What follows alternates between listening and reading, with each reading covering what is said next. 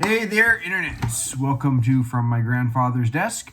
I am Pat. The mess has changed its appearance back here. We're doing some emergency laundry room repairs, and we're getting some final things back into our house, and it'll all get cleaned up eventually. However, way back, long about June or July, I did a video called Proof Democrats Are Coming From Your Guns. And we're going to continue that with the Washington State edition because that is where I live. Now, before we get into that, make sure you smash the like button, share this with your friends. When you're done, leave a comment. Maybe you have something to add. Maybe you think there's something that refutes what I'm going to say. Because Democrats are coming for your guns. And we're going to get into this. Hopefully I don't get too long. I may have to break these into two parts. If I get too long, I want to get them to something a little more bite-sized. The Saturday Night Rants are just going to be the Saturday Night Rants, and they're going to be the length they are. So, why this series is we all see that meme. If you've been told Democrats are coming for your guns, you're brainwashed or you've been told a lie. Well, it's not a lie and you're not brainwashed because it's pretty obvious. Democrats put it in their platform they want gun bans. Their politicians call for gun bans. They file bills to call for gun bans and they try and pass them. It's kind of hard to say, that this doesn't, look like a duck, quack like a duck, fly like a duck, swim like a duck. It's a duck, okay? And in this case, of course, in the last few weeks, Joe Biden made another push for an assault weapons ban. He's calling for it still.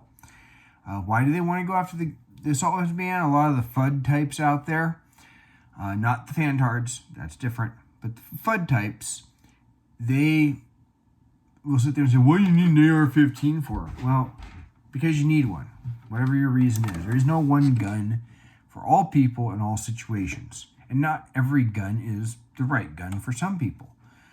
AR-15 might not be the right gun for you. So why would they go after them? Because when only about 5% of gun deaths are total that are from long guns, period, because they want to go after ones that are more common, but they're going after the ones that seem the hardest to justify, the ones that people in the middle say, do they really need that? And you can get some squish Republican to go and vote for a ban because he thinks it might make him popular with the media, which will never happen. That's why they go after it. What their real goal is to go after pretty much all of them, but they're going after those ones first. So let's just go right on down here and get into this. This comes into three parts. Let's get into the Democratic Party platform. I could not find an approved 2022 platform online, but I did find the 2020 platform, and the proposed 2022 platform was pretty much identical. So we're going to work on the assumption that it's had no changes or very minor changes. So all the page numbers, unless they've added or deleted something, the page numbers should come up the same or very, very close. In there, they have it starts off with a bit of a synopsis. On page 5, it says the Second Amendment right to own firearms is subject to reasonable regulation and laws should protect the lives of all people, especially vulnerable populations such as our school children, from gun violence. Now, that sounds reasonable until you get into the details of all of it. Under crime and punishment, they oppose stand your ground laws. They think that you should have to run away. In some states, like New Jersey in particular, they'll tell you you can't even stand your ground in your own house. You're somehow supposed to flee your house if possible, and if you can't, then you can use deadly force. Under education, they call for gun-free zones, safe schools, colleges, and universities that are free from guns, weapons, violence, bullying, harassment, retribution by staff and students, and drugs and alcohol. That's on page 15. So they think a sign saying gun-free zone is going to stop gun violence, which of course it won't. They won't support putting police to protect kids on campus. Regular police presence in schools via school resource officer programs, which criminalize typical student behavior and contribute to the school to prison pipeline, disproportionately impacting students of color. So they don't even want to put an armed guard there. They'd rather your kids be in a soft target, sitting ducks. Remember that for all of you worried about mass shooters. Democrats are not willing to actually put things to protect kids around them. And they call gun violence a public health crisis instead of a crime problem on page 29. That's not a direct quote. But on page 33, let me give you what they call for. I'm going to read it off real quick. It says, implement common sense gun, ending open carry status in Washington State, so no more open carry. Implement common sense gun safety measures, including but not limited to comprehensive gun sale background checks, addressing criminal mental health and domestic violence history, reasonable waiting periods for all gun sales, whether private or for-profit, mandatory registration and licensing, raise the age requirement for 20 to 21 years of age for the purchase of firearms, requiring approved safe gun storage, safety training for all gun owners, a limit on the volume buys of firearms and ammunition by an individual, a total ban on private ownership, sales, and distribution of assault-style weapons and high-capacity ammunition magazines larger than 10 rounds, as well as accessories such as bump stocks, which convert non-automatic guns to automatic capacity. Enforcement of criminal negligence laws that hold adults responsible for safeguarding guns around children, mandatory liability insurance for gun owners, criminalizing 3D printing of firearms and bump stocks, concealed carry permits to be valid only in the state of issuance and other states with equal or higher standards. That's page 33. There's some more on page 34 we'll get to, but I want to go back to what they talk about here that is relevant to gun bans, not other things. That's not to say these other things aren't important or aren't good to talk about, or good or bad. I'm just wanting to concentrate on the gun ban. Mandatory registration and licensing. Why do you need that? Why? Because you need to know who has the weapons for when you want to take them. That way you can say, send that letter out, which I think it was Connecticut that did back during the Obama administration, saying, you may have a gun that needs to be registered or removed from this state. And then they can come check and pursue a search warrant and go door to door. A limit on volume buys of firearms and ammunition by an individual. And you hear this from in states like New York, where they say, oh, you should only have to be able to buy enough to load your gun once or load it twice. Well, sometimes you might have 3 magazines, and when you only limit magazines to 10 rounds, you might need more. Not that I think everyone needs 100, you should be expecting a 150 round shootout if they had to defensively use their gun, but you might be that individual. If you are thinking that way, I just think you need to reevaluate your lifestyle choice. Why are you getting in that kind of a shootout? Not that you don't need that gun. What have you done in your past? You may have good reasons. Maybe you were in law enforcement. Maybe you had a past that was tied you to people that were of the criminal element. Maybe you I had a drug house living right next to me. All it would have taken was something going down there and I could have gotten sucked in. Who knows what it is? You have to make that decision for yourself.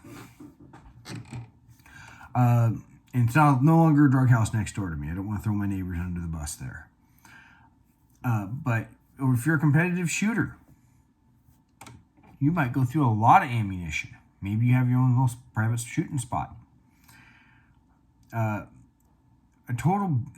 Listen to this.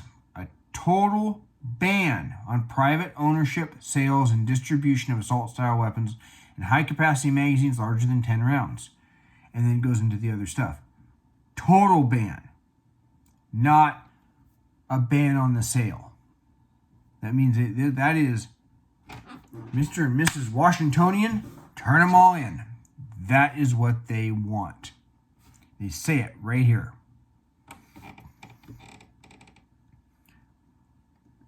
Mandatory liability insurance for gun owners. They literally want to make you have a license for your constitutional right. Or insurance for your constitutional right. And they want a license of above, again, mandatory registration and licensing. You cannot license a constitutional right. And then on page 34, it says, they oppose on page 34, arming teachers, administration, faculty members, or other attempts to increase the presence of firearms in the classroom. This is where they aren't willing to put armed security to protect your kids. They'll do it for themselves. Make no mistake. The politicians will make sure they themselves are protected. They won't do it for your children.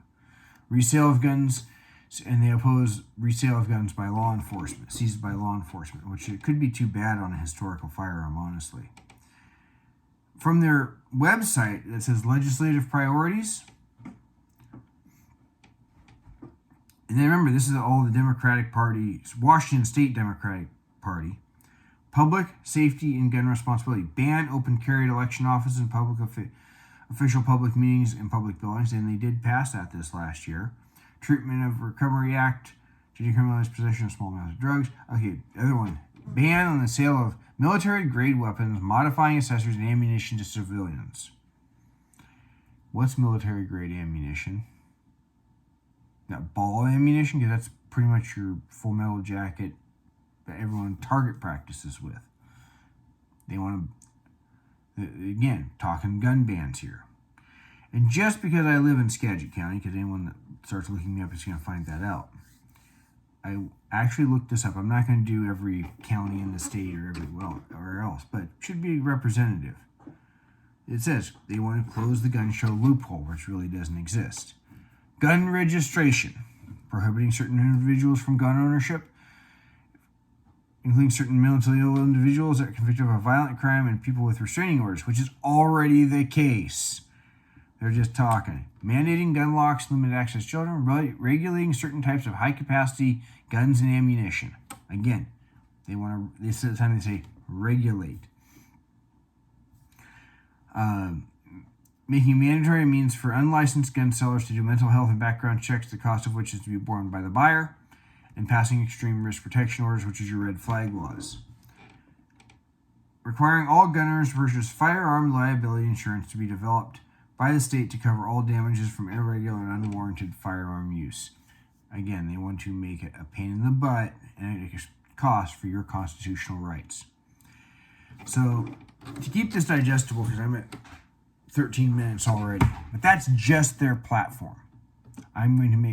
But to keep this digestible, I'm going to break this into at least 2 parts, and I will, of course, make it a playlist so you can just play the list through to get to all of them. But that's just their platform, what they say they're for. This is written by the base. This isn't from on high. Granted, they're a bunch of central planners. This starts at their precinct caucuses, onto their county convention, onto their state convention. This comes from their base.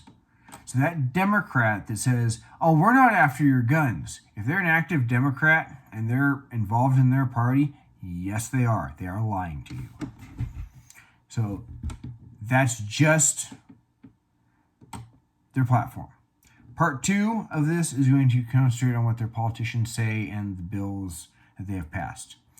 So moving on to part 2, that'll probably get up the same night, or if not, it'll go up as soon as I can get my phone to upload it. But we'll catch you at part 2.